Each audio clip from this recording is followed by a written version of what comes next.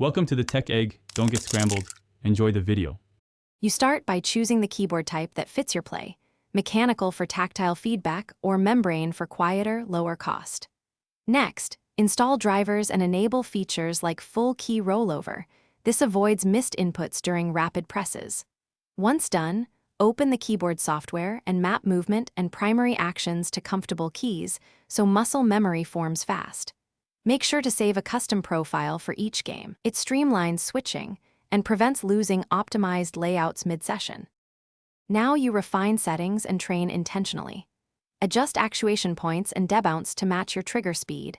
This reduces accidental inputs while improving responsiveness. Program macros for repetitive sequences, but keep them simple to avoid errors.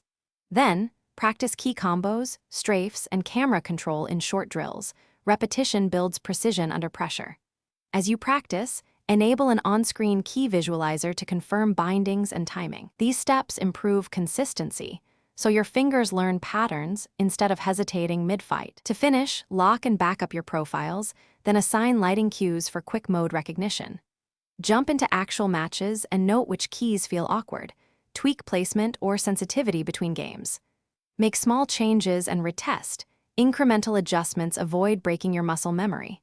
If something goes wrong, first reflash firmware and try a different USB port or cable, then reseat keycaps to check for debris. One key troubleshooting tip: if multiple keys fail, test a different keyboard to isolate hardware versus system issues. Thanks for watching. Consider subscribing if I helped unscramble your problems.